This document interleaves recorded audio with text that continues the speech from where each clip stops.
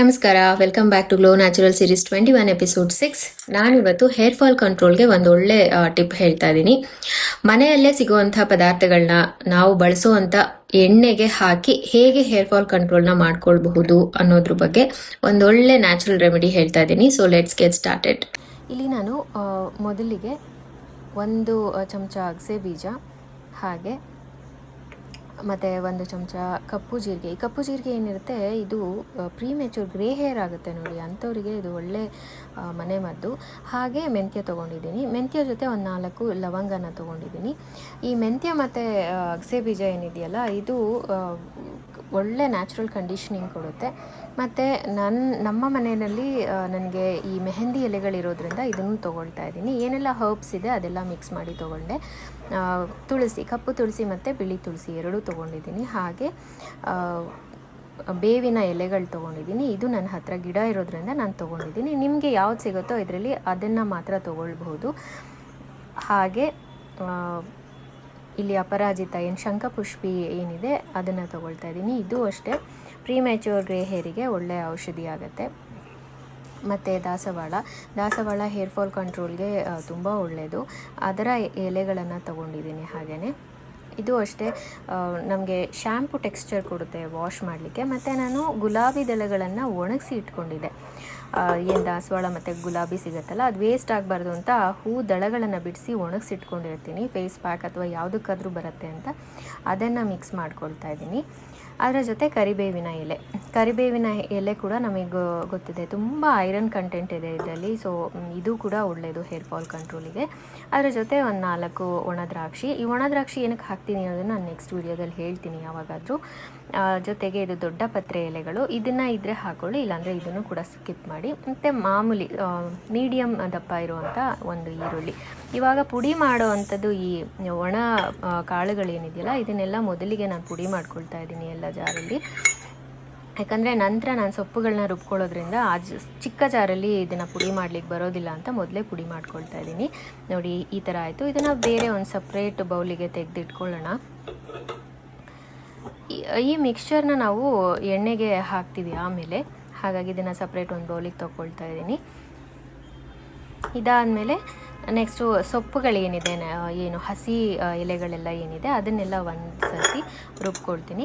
ಚಿಕ್ಕ ಜಾರ ಆಗಿರೋದ್ರಿಂದ ಒಂದು ಸರ್ತಿ ರುಬ್ಲಿಕ್ಕಾಗಲಿಲ್ಲ, ಹಾಗಾಗಿ ರುಬ್ಬಿ ಮತ್ತು ಉಳಿದಿದ್ದನ್ನು ಹಾಕ್ಕೊಂಡು ರುಬ್ಕೊಳ್ತಾ ಇದ್ದೀನಿ. ಬೇವಿನ ಎಲೆ ಏನಿದೆಯಲ್ಲ, ಇದೆಲ್ಲ ಒಳ್ಳೆ ಆ್ಯಂಟಿ ಬ್ಯಾಕ್ಟೀರಿಯಲ್ ಕಂಟೆಂಟ್ ಇರುತ್ತೆ. ನಮಗೇನಾದರೂ ಈಗ ಮಕ್ಕಳಿಗೆಲ್ಲ ಏನಾಗೋದು ಅಥವಾ ತುಂಬ ತಲೆ ಕಟ್ತಾ ಬರೋದು, ಮತ್ತು ತುಂಬ ಸುಮ್ಮನೆ ಗಾಯಗಳಾಗ್ತಾ ಇರುತ್ತೆ ಕೆಲವರಿಗೆ ತಲೆಯಲ್ಲಿ, ಅಂಥವರಿಗೆಲ್ಲ ಬೇವಿನ ಎಲೆ ಸೇರಿಸ್ಕೊಂಡು, ತುಳಸಿ ಮತ್ತು ಬೇವನ್ನ ಸೇರಿಸ್ಕೊಂಡು ರುಬ್ಕೊಳ್ಳೋದ್ರಿಂದ ಅದು ನಾವು ಎಣ್ಣೆ ಜೊತೆಯಲ್ಲೇ ಹಾಕಿ ಉಪಯೋಗಿಸ್ಕೊಳ್ಳೋದ್ರಿಂದ ಔಷಧಿಯಾಗಿ ಕೂಡ ಒಳ್ಳೆ ಔಷಧಿ. ಈಗ ಇಲ್ಲಿ ರುಬ್ಬಿದಂಥ ಸೊಪ್ಪಿನ ಜೊತೆ ನಾವು ಒಣಗಿಸಿಟ್ಕೊಂಡಿದ್ನಲ್ಲ ಗುಲಾಬಿ ದಳ ಮತ್ತು ದಾಸವಾಳದ ದಳಗಳನ್ನು ಹಾಕ್ಕೊಂಡೆ, ಮತ್ತು ಹೆಚ್ಚಿಕೊಂಡು ಒಂದು ಮೀಡಿಯಮ್ ಸೈಜ್ ಈರುಳ್ಳಿನ ಹಾಕ್ಕೊಳ್ತಾನೆ. ಸ್ವಲ್ಪ ಸಣ್ಣಗೆ ಹೆಚ್ಚಿ ಹಾಕ್ಕೊಳ್ಳಿ, ಅದು ಚೆನ್ನಾಗಿ ಮಿಕ್ಸ್ ಆಗುತ್ತೆ ಅದ್ರ ಜೊತೆ, ಮತ್ತು ಚೆನ್ನಾಗಿ ಸ್ಮೂತ್ ಕೂಡ ಬರುತ್ತೆ. ಹಾಗಾಗಿ ಈ ಥರ ಒಂದು ಒಳ್ಳೆ ಪೇಸ್ಟ್ ಆಯಿತು. ಇದು ಕಪ್ಪು ಬಣ್ಣಕ್ಕೆ ಬಂದಿದೆ, ಸ್ವಲ್ಪ ನೋಡಿದ್ರಲ್ಲ, ಇದು ಶಂಖಪುಷ್ಪಿ ಹೂ ಏನು ಹಾಕ್ಕೊಂಡಿದ್ವಲ್ಲ, ಹಾಗಾಗಿ ಈ ಥರ ಬಣ್ಣ ಬಂದಿದೆ. ನಾವಾಗಲೇ ಹೇಳ್ದಂಗೆ ಬಿಳಿ ಕೂದಲು ಯಾರಿಗೆಲ್ಲ ಚಿಕ್ಕ ವಯಸ್ಸಿನಲ್ಲಿ ಬರುತ್ತಲ್ಲ ಅವರಿಗೆಲ್ಲ ಇದು ಒಂದು ಒಳ್ಳೆ ಔಷಧಿ. ಪುಡಿ ಮತ್ತು ಪೇಸ್ಟು ಎರಡೂ ರೆಡಿ ಮಾಡಿಟ್ಕೊಂಡಿದ್ದೀನಿ. ಇದಕ್ಕೆ ನಾನು ಎಣ್ಣೆ ಎಷ್ಟು ತೊಗೊಳ್ತಾ ಇದ್ದೀನಿ ಅಂತ ಹೇಳ್ತಾ ಇದ್ದೀನಿ. ಹರಳೆಣ್ಣೆ 1/4 ಲೀಟ್ರಿಗಿನ್ನ ಕಮ್ಮಿ ಇದೆ ನನ್ನ ಹತ್ರ. ಇವಾಗ ನಾನು ಅರ್ಧ ಲೀಟ್ರು ಆಗೋಷ್ಟು ಎಣ್ಣೆ ಮಾಡ್ಕೊಳ್ತಿರೋದ್ರಿಂದ ಇಷ್ಟು ಎಣ್ಣೆ ಸಾಕು ನನಗೆ. ನನಗೆ ಯಾವುದು ಹರಳೆಣ್ಣೆ ಸಿಕ್ತೋ ನಾನಿರೋವಂಥ ಜಾಗದಲ್ಲಿ ಅದನ್ನು ನಾನು ಹಾಕ್ಕೊಳ್ತಾ ಇದ್ದೀನಿ. ಮತ್ತು ಇಲ್ಲಿ Saptam wood pressed coconut oil use ಮಾಡ್ತಾ ಇರೋದು ನಾನು. ವುಡ್ ಪ್ರೆಸ್ಡ್ ಯಾಕೆ ತೊಗೊಂಡೆ ಅಂದರೆ, ಇದು ಮತ್ತೆ ನಾನು ಬಿಸಿ ಮಾಡ್ತೀನಲ್ಲ, ಹಾಗಾಗಿ ವುಡ್ ಪ್ರೆಸ್ಡ್ ತೊಗೊಂಡಿದ್ದೀನಿ. ನಿಮಗೆ ಯಾವುದು ಬೇಕೋ ಅದನ್ನು ನೀವು ಕೊಬ್ಬರಿ ಎಣ್ಣೆ ಅಥವಾ ನೀವು ಯಾವುದು ಎಣ್ಣೆ ಯೂಸ್ ಮಾಡ್ಕೊಳ್ತೀರೋ ಅದನ್ನೇ ಬಳಸಿ ಈ ಥರ ಒಂದು ಎಣ್ಣೆಯನ್ನು ತಯಾರಿಸಿಟ್ಕೊಳ್ಳಿ. ನೋಡಿ, ಇಲ್ಲಿ ಸ್ವಲ್ಪ ದೊಡ್ಡ ಪಾತ್ರೆ ತೊಗೊಳ್ತಾ ಇದ್ದೀನಿ. ಯಾಕಂತಂದರೆ ನಾವು ಈ ಮೆಂತ್ಯ ಮತ್ತು ಅಗಸೆ ಬೀಜ ಏನು ಹಾಕ್ಕೊಂಡಿದ್ದೀವಲ್ಲ, ಇದು ಸ್ವಲ್ಪ ಸಾಸಿವೆ ಥರ ಸಿಡಿಯುತ್ತೆ, ಮತ್ತು ಹಸಿ ಅಂಶ ಇರೋದ್ರಿಂದ ಎಣ್ಣೆ ಜೊತೆ ಸೇರಿಸಿದಾಗ ಸ್ವಲ್ಪ ಸಿಡಿಯುವಂಥ ಸಾಧ್ಯತೆ ಇರುತ್ತೆ. ತುಂಬಾ ಏನು ಸಿಡಿಯೋದಿಲ್ಲ, ಹಾಗಾಗಿ ಸ್ವಲ್ಪ ದೊಡ್ಡ ಪಾತ್ರೆ ತೊಗೊಂಡು ಎಣ್ಣೆಯನ್ನು ಅದಕ್ಕೆ ಹಾಕಿ ಚೆನ್ನಾಗಿ ಮಿಕ್ಸ್ ಮಾಡಿ ಇದನ್ನು ಸಣ್ಣ ಉರಿನಲ್ಲಿ ಒಂದು ಅರ್ಧ ರಿಂದ 3/4 ಗಂಟೆವರೆಗೆ ಚೆನ್ನಾಗಿ ಕುದಿಸ್ಕೊಳ್ಳೋಣ. ಈ ಹಸಿ ಅಂಶ ಮತ್ತು ಎಣ್ಣೆ ಏನಿರುತ್ತಲ್ಲ ಎರಡೂ ಚೆನ್ನಾಗಿ ಬೇರ್ಪಡುತ್ತೆ ಎಣ್ಣೆ, ಆವಾಗ ನಾವು ಇದನ್ನು ಶೋಧಿಸ್ಕೊಳ್ಬೇಕು. ಅಲ್ಲಿವರೆಗೂ ಚೆನ್ನಾಗಿ ಕುದಿಸೋಣ. ಇವಾಗ ಏನು ನಾವು ಹೇರ್ ಸಿರಮ್ಸ್ ಯೂಸ್ ಮಾಡ್ತೀವಲ್ಲ ಫಾರ್ ಹೇರ್ ಫಾಲ್ ಕಂಟ್ರೋಲ್, ಅದೆಲ್ಲ ಟೆಂಪ್ರರಿ ಅಷ್ಟೇ. ಬಿಕಾಸ್ 1 or 2 months ನಮಗೆ ಓಕೆ ಹೇರ್ ಫಾಲ್ ಕಂಟ್ರೋಲ್ ಆಗಿದೆ ಅಂತ ಅನಿಸತ್ತೆ. ಬಟ್ ನೀವು ಅದನ್ನು ಬಿಟ್ಟು ನೋಡಿ 1 ಮಂತಲ್ಲೇ ನಿಮಗೆ ಚೇಂಜಸ್ ಗೊತ್ತಾಗುತ್ತೆ. ಮತ್ತೆ ಮೊದಲಿನ ಹಾಗೆ ಹೇರ್ ಫಾಲ್ ಆಗ್ತಾ ಇರುತ್ತೆ. ಅದ್ರ ಬದಲು ನಾವೇ ಈ ಥರ ಒಂದು ಎಣ್ಣೆನ ತಯಾರಿಸಿಟ್ಕೊಳ್ಳೋದ್ರಿಂದ ನಾವು ಏನು ಹಾಕ್ಕೊಳ್ತಾ ಇದ್ದೀವಿ ನಮ್ಮ ತಲೆಗೆ ಅನ್ನೋದು ನಮಗೆ ಗೊತ್ತಾಗುತ್ತೆ. ಇನ್ನೊಂದೇನು ಅಂತಂದರೆ, ಯಾವಾಗಲೂ ನಾವೇನು ತಿನ್ಲಿಕ್ಕೆ ಸಾಧ್ಯ ಅದನ್ನು ಮಾತ್ರ ನಮ್ಮ ಮೇಲಿನ ಚರ್ಮಕ್ಕೆ ಅಥವಾ ತಲೆ ಕೂದಲಿಗೆ ಹಾಕ್ಕೊಳ್ಳಿಕ್ಕೆ ಸಾಧ್ಯ. ಹಾಗಾಗಿ ಅಂಥದ್ದೇ ಪದಾರ್ಥಗಳನ್ನ ಉಪಯೋಗಿಸ್ಕೊಂಡು ನಾನು ಎಣ್ಣೆಯನ್ನು ಮಾಡ್ಕೊಳ್ತಾ ಇದ್ದೀನಿ. ಇದನ್ನು ನಾನು ಶೋಧಿಸ್ಕೊಂಡು ಇದಕ್ಕೊಂದು ಮ್ಯಾಜಿಕ್ ಇಂಗ್ರೀಡಿಯೆಂಟ್ನ ಆ್ಯಡ್ ಮಾಡ್ತಾ ಇದ್ದೀನಿ ಕೊನೆಯಲ್ಲಿ. Wait till the end.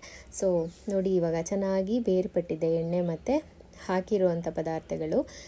ಕೆಳಗಡೆ ಹೋಗಿ ನಿಲ್ತಾ ಇದೆಯಲ್ಲ, ಆವಾಗ ಅದನ್ನು ಈ ಥರ ಚೆನ್ನಾಗಿ ಸೋಸಿ ಒಂದು ಪಾತ್ರೆಗೆ ಶೋಧಿಸ್ಕೊಂಡು ಇಟ್ಕೊಂಡಿದ್ದೀನಿ. ಎಲ್ಲ ಆದಮೇಲೆ ಎಣ್ಣೆನ ನಾನು ಒಂದು ರಿಯೂಸ್ ಮಾಡುವಂಥ ಪ್ಲಾಸ್ಟಿಕ್ ಕಂಟೈನರ್ಗೆ ಹಾಕೊಂಡಿಟ್ಕೊಂಡಿದ್ದೀನಿ. ಇದಕ್ಕೆ ಒಂದು ಮ್ಯಾಜಿಕಲ್ ಹರ್ಬ್ಸ್ನ ಸೇರಿಸ್ಕೊಳ್ತಾ ಇದ್ದೀನಿ. ಅದೇನು ಅಂದರೆ ರೋಸ್ಮೆರಿ ಪೆಟಲ್ಸು. ಈ ರೋಸ್ಮೆರಿ ದಳಗಳೇನಿದೆ ಇದನ್ನು ನಾನು ಗ್ರೀನ್ ಟೀ ಥರ ಕುಡಿಲಿಕ್ಕೆ ಉಪಯೋಗಿಸ್ಕೊಳ್ತಾ ಇದ್ದೆ. ಆಮೇಲೆ ಗೊತ್ತಾಯ್ತು ಇದನ್ನು ಹೇರ್ ಫಾಲ್ ಕಂಟ್ರೋಲ್ಗೂ ಹಾಕ್ಕೊಳ್ಬೋದು ಅಂತ.